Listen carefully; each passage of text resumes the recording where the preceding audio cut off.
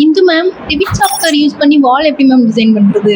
நார்மலா ரிவிட்ல வால் கன்ஸ்ட்ரக்ட் பண்றதுக்கு மேல ஆர்கிடெக்ட் பேனல்ல இதை வால்னு சொல்லி நம்ம கிளிக் பண்ணலாம். இங்க இன்பில்ட்டா வந்து நிறைய வால்ஸ் வந்து இருக்கும். பிளான்ல நம்மளுக்கு எவ்வளவு திக்னஸ் கொடுத்துருக்காங்களோ அதுக்கேற்ற மாதிரி நம்ம வந்து எடிட் பண்ணிக்கலாம்.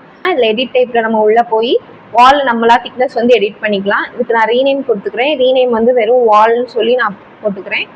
அண்ட் தென் இந்த உள்ள எடிட்ல போய் வாலோட திக்னஸ் வந்து நம்ம மாத்திக்கலாம். ஸோ திக்னஸ் வந்து எனக்கு வந்து எவ்வளோ வேணும் அப்படின்னா 10 இன்ச்சஸ் இருந்தால் போதும். ஸோ அதனால நான் 10ன்னு சொல்லி நான் இங்கே கொடுத்துக்கிறேன். இல்லை நீங்கள் சென்டிமீட்டர்ல யூனிட் வச்சுருந்தீங்கன்னா நீங்கள் 25 சென்டிமீட்டர்னு சொல்லி வச்சுக்கலாம். ஸோ 25 சென்டிமீட்டர்ல நான் வந்து இங்கே செட் பண்ணிக்கிறேன். இங்கே ஓகேன்னு கொடுத்துட்டு இங்கே அப்ளை கொடுத்து ஓகே கொடுத்து இப்போ நீங்கள் வால் வந்து நீங்கள் வந்து வரைஞ்சிக்கலாம். ஸோ எவ்வளோ லென்த் ஆஃப் த வால் இருக்கோ அந்த லென்த்துக்கு நீங்கள் வந்து வரைஞ்சிக்கலாம்.